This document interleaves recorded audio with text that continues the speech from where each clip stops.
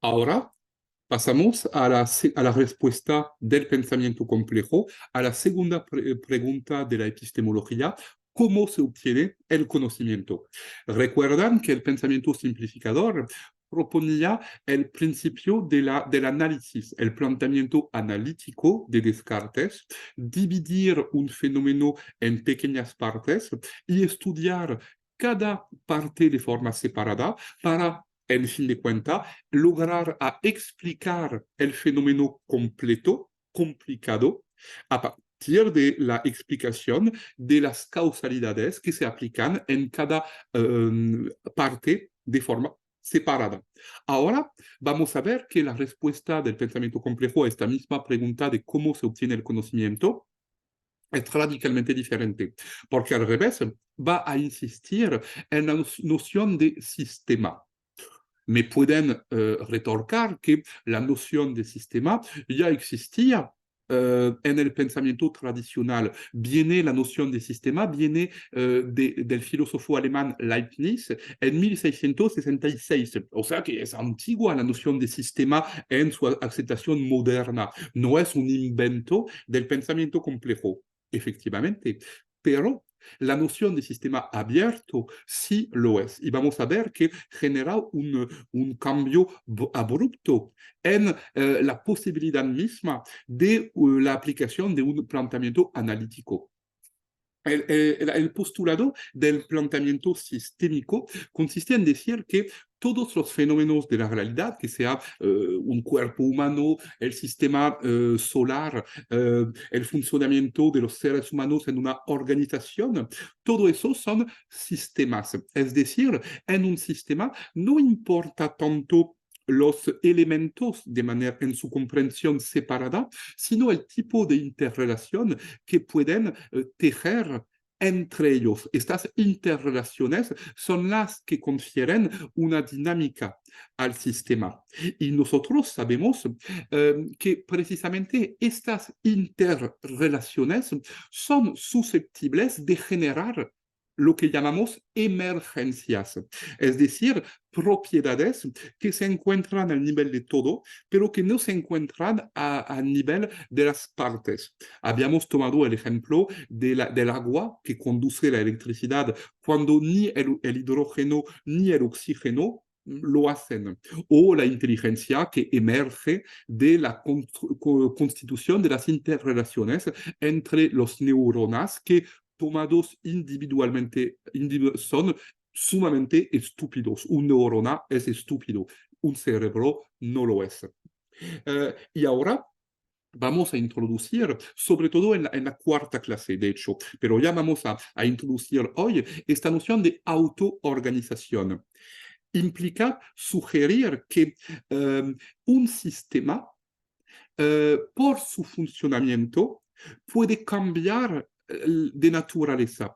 Es decir, que una mezcla de fenómenos complicados, y recuerdan la distinción entre lo complicado y lo complicado es algo que obedece a un programa, a una secuencia de acción. Muchas realidades son complicadas, como la computadora con la cual estamos interactuando. Es algo complicado, no complejo. En lo complejo surgen las emergencias. Por lo tanto, surge la imprevisibilidad, la posibilidad de surgimiento de lo nuevo, de las emergencias. Y el principio sistémico finalmente considera, si queremos resumirlo en pocas palabras, es imposible conocer el todo sin conocer las partes, y al mismo tiempo es imposible conocer las partes sin conocer el todo. O sea, es un doble bucle que hace fracasar el planteamiento analítico que parte de las partes para llegar a explicar el todo. Obvio, la fuerza del paradigma simplificador es su capacidad operacional, porque al proponer un programa de actividad, descompones el fenómeno, estudias cada parte, luego vuelves a recomponer, nos da un camino que seguir, y eso es fuerte heurísticamente hablando, pero genera una forma de mutilación de la realidad porque rompe, destruye estos fenómenos de emergencias que a menudo son el corazón de lo que queremos estudiar y sobre todo propulsan un fenómeno de naturaleza complicada a una nueva naturaleza que es fundamentalmente compleja, es decir, ya no programático, sino más bien estratégico en el abordaje nuestro de intelectual para llegar a comprender, prender juntos los fenómenos de esta realidad. Es decir, que la concepción sistémica obliga, de cierta forma, a tener un estrabismo divergente y ver diferentes cosas al mismo tiempo, lo cual es imposible físicamente, biológicamente hablando. Volvemos a nuestra contextualización humana, biológica y las cegueras que nos impone. Pero fundamentalmente, si no puedo abordar de manera sinóptica global desde un todo un sistema, puedo seguir aplicando una perspectiva secuencial y estudiar por lo menos entonces 4 grandes polos que giran alrededor de un sistema, este eje central.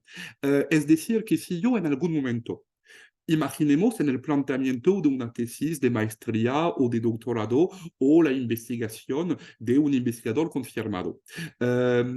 Si yo en algún momento estoy planteando en la introducción que me interesa esta esfera de la realidad, que aquí se encuentran diferentes sistemas, puedo buscar una caracterización de estos sistemas mediante de 4 grandes polos, que no lo dicen todo de manera enciclopédica del sistema, pero por lo menos nos dan un punto de abordar.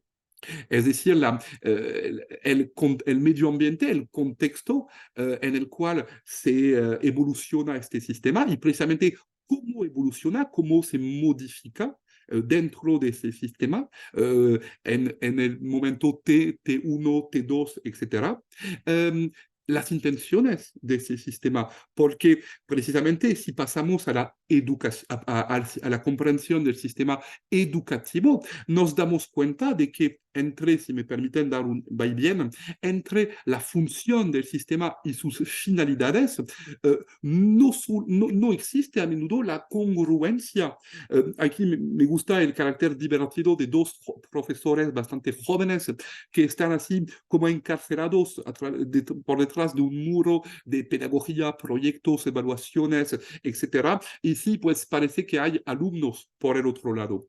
Sí, nuestra teleología, nuestra razón de ser, la finalidad del sistema educativo, se orienta hacia los jóvenes, obviamente. ¿Pero qué? ¿Para qué? Para formar trabajadores, para formar ciudadanos, para formar gente que valga la pena, pero según qué criterios.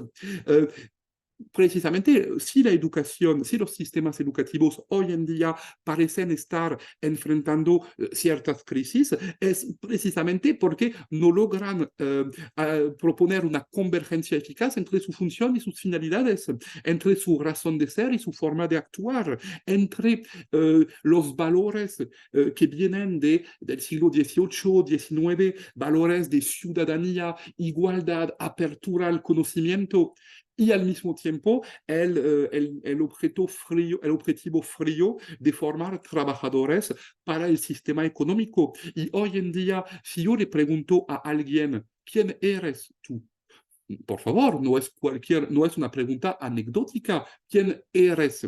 Hoy en día, la gente nos va a responder, yo soy abogado, médico, docente, presidente de la República, pobrecito, pero nos va a contestar a partir de su ubicación profesional. Cuando a la misma pregunta una persona de la edad media nos hubiera probablemente respondido algo del tipo, yo soy fulano de tal, hijo de fulano de tal, reubicándose a sí mismo en una genealogía que eso le confiere sentido a su identidad, no la dilución en un sistema económico.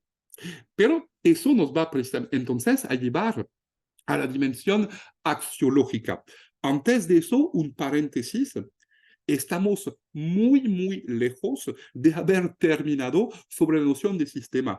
Um, Precisemos que es sobre todo en la cuarta clase que vamos a entrar mucho más a fondo de las nociones de bucle de retroactividad, bucle de recursividad, auto-eco-reorganización, autopoiesis, que son conceptos claves para entender un sistema abierto, un sistema complejo. Un sistema complejo es un sistema que potencialmente puede evolucionar generando emergencias. Y estas emergencias producen cosas imprevistas en el funcionamiento del sistema. Esa es la gran diferencia entre un sistema cerrado y un sistema abierto. Un sistema cerrado, mi automóvil es un sistema cerrado. Hay gasolina que circula, hay flujos, hay energía, hay rotación, etc. Mi auto es un sistema, pero si lo considero como un sistema estrictamente cerrado, puedo satisfacerme con un abordaje meramente lineal, analítico, y aplicar los principios de Descartes, dividir para mejor explicar. Pero si ahora pienso un sistema global, que este automóvil ya forma parte de otros sistemas que tienen que ver con la producción de petróleo a escala mundial, con la geopolítica, con la tecnología, con la ecología, pues entonces ya este sistema sencillo, complicado, pero no muy difícil, tan difícil de entender, este automóvil se vuelve parte de un sistema mucho más abierto, el sistema global económico de producción y consumo de las energías, y entonces el debate, introduciendo política, sociedad, etcétera, etcétera, pues se vuelve sumamente complejo, y entonces con posibilidad de surgimiento de lo imprevisto. Pero ¿qué hacer? Incluso en nuestro actuar, porque decir, pues el mundo se compone de gigantes sistemas y la acción como el efecto mariposa viene de la idea sistémica de que una micro modificación aquí puede generar una tormenta por acá. ¿Qué hacemos? ¿Cómo actuar? ¿Cuál es el valor y la perspectiva accionable de este conocimiento? Es precisamente la respuesta a la tercera pregunta, la cuestión axiológica. ¿Cuál es el valor de este conocimiento que hemos producido mediante con la modelación sistémica?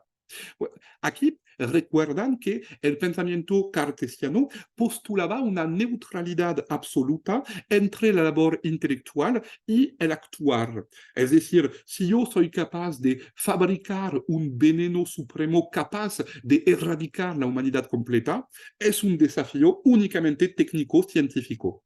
Utilizar este veneno en la realidad es otra cosa. No, ya no. Ya no en la perspectiva sistémica. Porque se dan cuenta de las interrelaciones. Si yo pienso en términos de sistemas separados, una disciplina, una frontera, otra disciplina, una frontera, otra disciplina, se aplica siempre a la educación. Si yo pienso el mundo en términos de sistemas cerrados, entonces puedo encarcelar, limitar mi ética a la esfera en la cual estoy trabajando. Pero si ahora considero la extensión, la interrelación de sistemas a nivel global, yo soy actor, parte, yo soy consecuencia de este mundo en el cual estoy actuando, de tal forma que ya no puedo separar la acción y el conocimiento. La acción no es el patio trasero del pensamiento simplificador. El pensamiento complejo se orienta también hacia la acción, pero nos dice lo siguiente.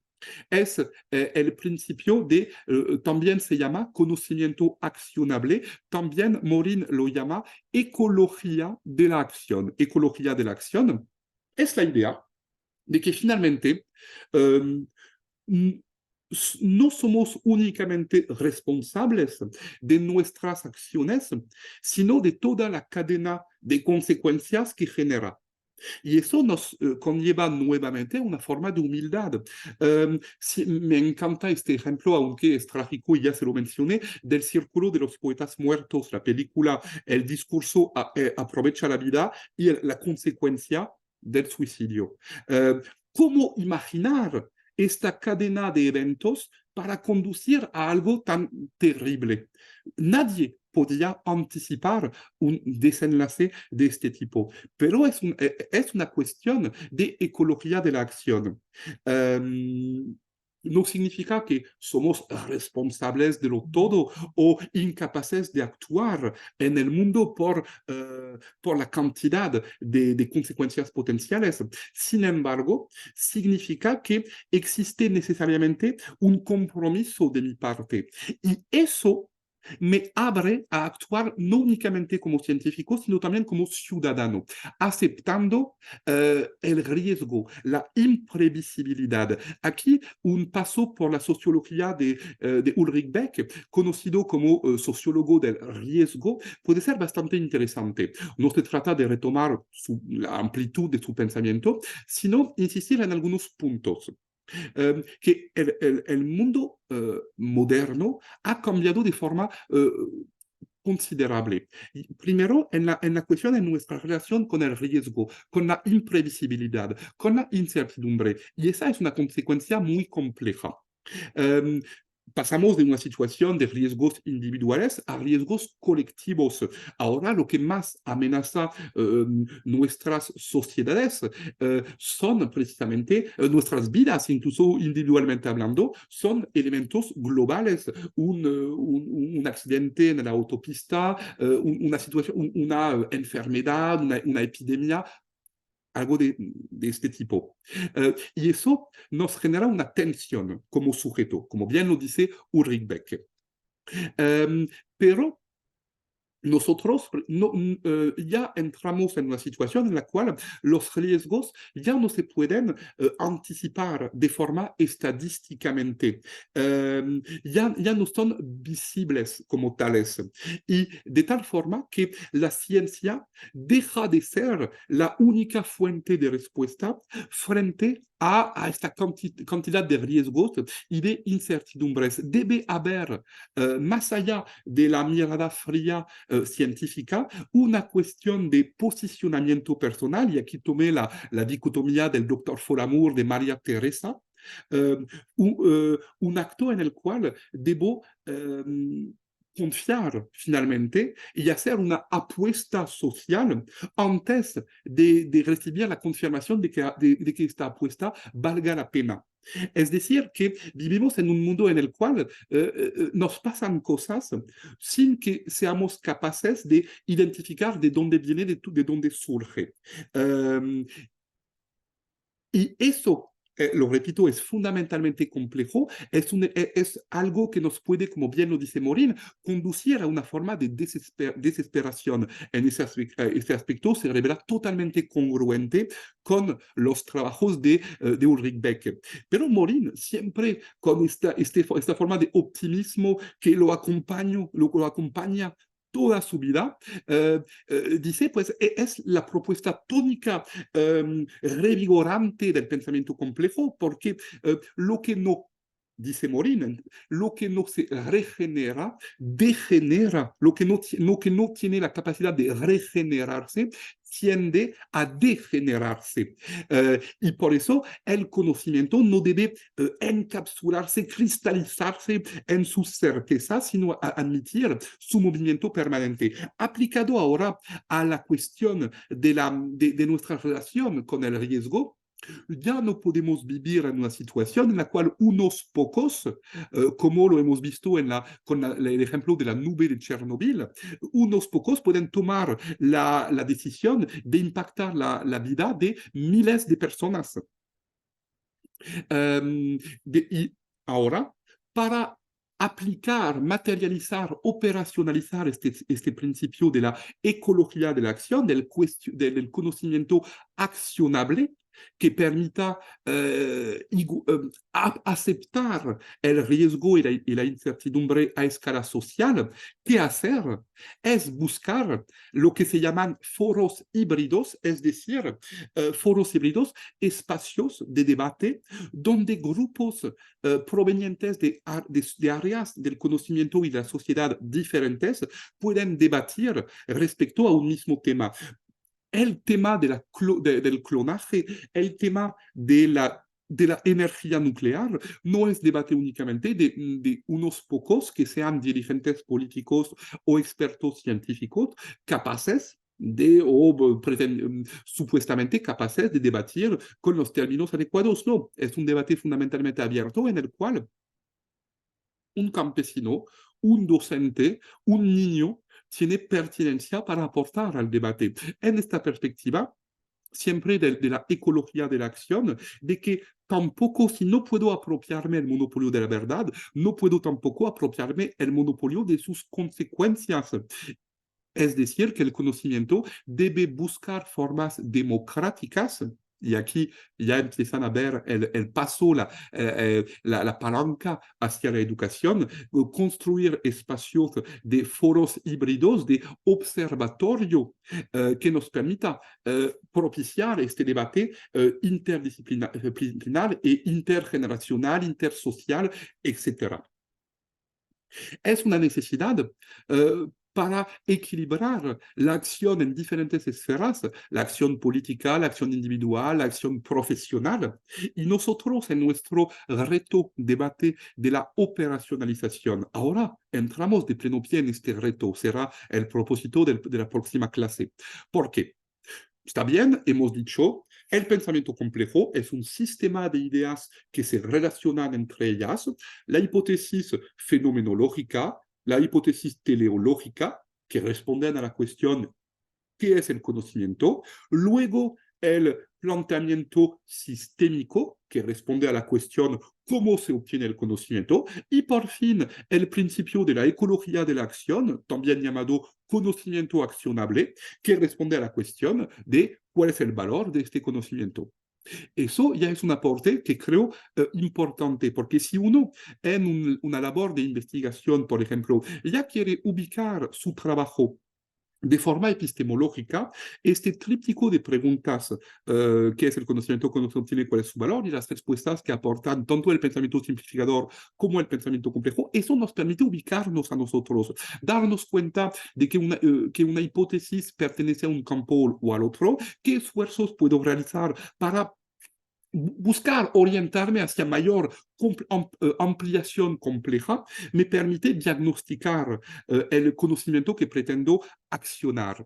Pero ahora precisamente entramos en la acción y la acción implica conceptos. Morin contribuyó con tres grandes conceptos a los cuales agregaremos la idea de auto-eco-reorganización y veremos en la cuarta clase los 7 conceptos fundamentales que derivan de la hipótesis teleológica, fenomenológica, la modelación sistémica, la ecología de la acción. Veremos nociones como dialogía, auto-eco-reorganización, la reintegración del observador en su observación, la recursividad.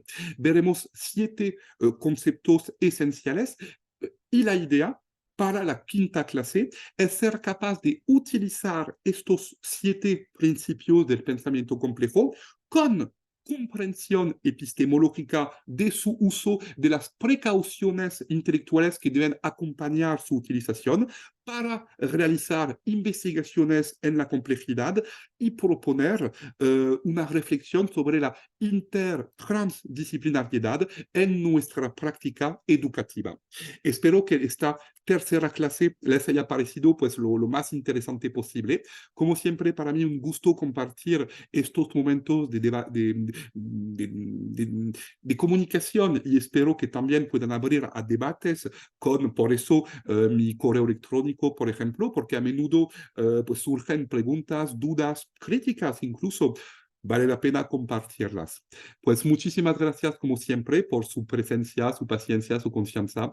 Un excelente día a todos ustedes.